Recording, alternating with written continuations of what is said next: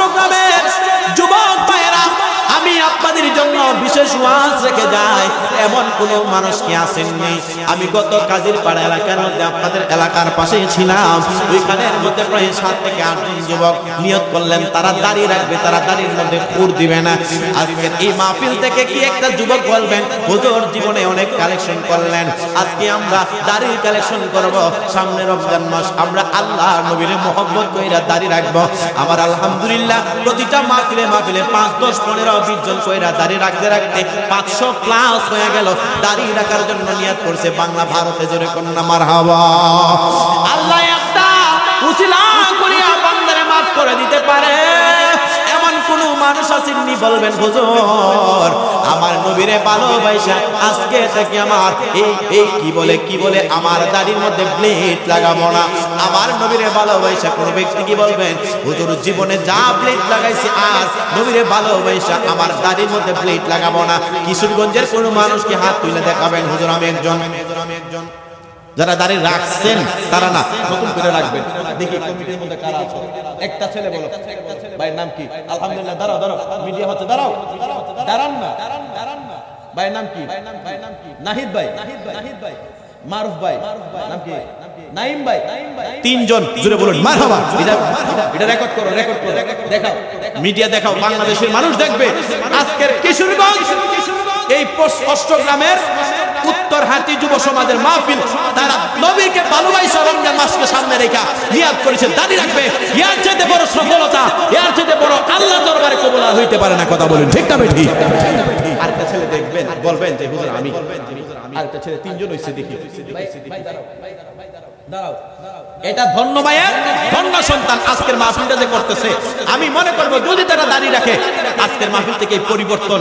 এই দাড়ি রাখা তারা কোনোদিন চুরি ডাকাতি করবে না, তারা দাড়ি রাখা কোনোদিন অন্যের হক মারবে না। কথা বলুন ঠিক কিনা বেঠি? ভাই নাম কি? লিটন ভাই। 4 জন ব্যক্তি, আলহামদুলিল্লাহ। ভাই দাঁড়াও তো, একটু কষ্ট করে দাঁড়াও। আমি আমার দেশ বিশ্বের মানুষকে দেখাবো। এই নাহিদ ভিডিও করো। নাম কি? রাকন ভাই। 5 জন মানুষ দাড়ি রাখছে, আলহামদুলিল্লাহ। আজকে থেকে তারা দাড়ি রাখবে নিয়ত করছে। আচ্ছা আলহামদুলিল্লাহ বলেন। আর কি আছেন দেখি? 5 জন পাইলাম। মনের ইচ্ছা, আমি কিন্তু জোর করে বলতেছি না। এটাই আমাদের আপনার জন্য নাজাতের ফয়সালা হতে পারে কি পারে না? আল্লাহ বলেন ওয়াবতাহু ইলাইহিল ওয়াসিলা, আল্লাহ বান্দার ওসিলা তালাশ করে।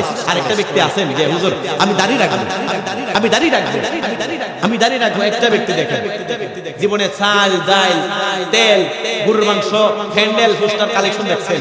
আমি কালেকশন করি মুসল্লি, আমি কালেকশন করি দাড়িওয়ালা। আরেকজন দেখি কে আছে? একটা ব্যক্তি যে হুজুর আমি দাঁড়িয়ে রাখবো। 5 জন পাইছি। একটা ব্যক্তি দেখি ওয়াজের মাধ্যমে। এটাই জন্য আপনার মা বাবা যদি দেখে আমার ছেলেটাকে দাঁড়িয়ে রাখছে সুন্দর লাগে, এটা অনেক বড় একটা মা বাবা খুশি হয়ে যায়। আর কে আছে দেখি? আরেকটা ছেলে দেখি। আমি মন থেকে দোয়া করব, মন থেকে। আলহামদুলিল্লাহ। নাম কি ভাইয়া? মোহাম্মদ রাকিব ভাই। মারহাবা কন্যা। 6 জন দাড়ি রাখার নিয়ত করছে, আলহামদুলিল্লাহ, সুবহানাল্লাহ। এটা তাকবীর দেন, নারে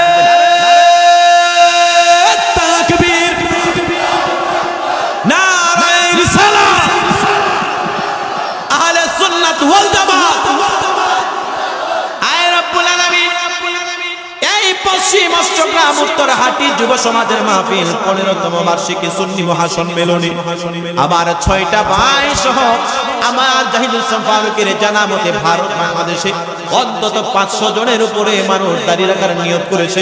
অলরেডি মানুষগুলো আমার সাথে যোগাযোগ করে ভিডিও কলে দেখাই, হুজুর আপনার দুআর বরকতে উসিলায় আমার আল্লাহ আজকে থেকে আমি আর দাঁড়ের মধ্যে ফুল লাগাই নাই।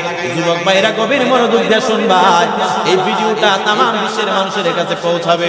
আমার কাছে অগণিত মানুষ, 500-র উপরে আমার গণার মধ্যে হিসাব আছে, 500-র উপরে মানুষ এমন ভাবে মাহফিলে বলছে হুজুর আমি দাঁড়িয়ে রাখবো। আমার আল্লাহর দরবারে দোয়া করি, আল্লাহ এই মাসুম বাচ্চা এবং যুবক ভাইরা যারা দাড়ি রাখার নিয়ত করেছে, যাদের মা বাবা দুনিয়া থেকে বিদায় হয়ে গেছে, ওই মা বাবার জীবনের গুনাহ খাতা মাফ করে দাও। আয় আল্লাহ দয়া করে মায়া করে আমার যুবক ভাইদের যাদের মা বাবা দুনিয়াতে বেঁচে আছে দাড়ি রাখার নিয়ত করেছে, মা বাবার নেক হায়াতের মধ্যে বরকত দান করে দাও। আমার যুবক ভাইদেরকে তুমি নামাজি হিসাবে কবুল ফরমাও, জোরে জোরে বলুন আমিন। এই কিশোরগঞ্জের অষ্টগ্রামের মানুষ একবার মন্ত্রিক দিয়ে বলেন, আল্লাহ কি এই ছেলে ছয়টা ছেলের উসিলা করিয়া আজকের মাহফিলটা আমার আল্লাহ কবুল করতে পারে কি পারে না? এ বন্ধুরে আমার, আমি আবার এই কমিটির যুবক ভাইদেরকে অনুরোধ করে বলবো, ভাই 15 বছর ধরে তোমরা ওয়াজ সাজাও, আবার যখন মাহফিল সাজাইবা মাথার মধ্যে টুপিটা রাখবা, জোরে বলুন আমিন। রাখতে পারবেন তো ইনশাআল্লাহ? আপনাদের পায়ে ধরে হাত একটা বলি, আজকের মাহফিলে আপনারা আসলে এমন তো হতে পারে আগামী মাহফিলটা নাও যেতে পারেন। মসজিদে যাইবেন, একটা টুপি পকেটের মধ্যে রাখবেন। মসজিদের মধ্যে যাইবেন, ওয়াজের মধ্যে যাইবেন, একটা টুপি পকেটের মধ্যে রাখবেন। টুপিটা রাখার কারণে কোনোদিন পকেটে টুপি থাকলে গুনাহ করার কথা কোনোদিন আপনার মনে হইতে পারে না। জোরে জোরে বলুন ঠিক না বেঠিক? আচ্ছা, আমি একটু ভিন্ন ওয়াজ করি। কথাটা হইল, আমরা কি আজকে থেকে দেখেন অনেকে ইমাম সাহেবের সমালোচনা করে, আছে না? কথা বলেন, আছে না?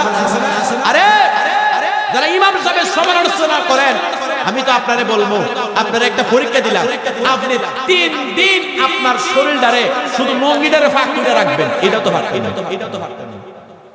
তারা বুঝেন নাই। আপনি কোন যোগ্যতা ইমামের সমালোচনা করেন? আপনি 3 দিন লঙ্গিটারে ফাঁক করে রাখতে পারবেন না, হুজুর এটা কি সাধারণ ব্যাপার? আরে আপনি জিন্সের ফ্যান কিনতে রাখছেন, এই ফ্যান ফিনটা অনেক সময় দেখা গেছে প্রস্তাব করতে গেলে দাঁড়ায়া করল, কথা কয় না। আমার নবী ডাক দিয়া বলেন, উম্মত তুমি মুসলমান কইলা, নবীর উম্মত দাবি করলা, দাঁড়ায়া প্রস্তাব করলা, আমি নবী কষ্ট পাইব। যদি বৈশা প্রস্তাব করেন তাইলে শয়তান খুশি হয়ে যায় নাকি?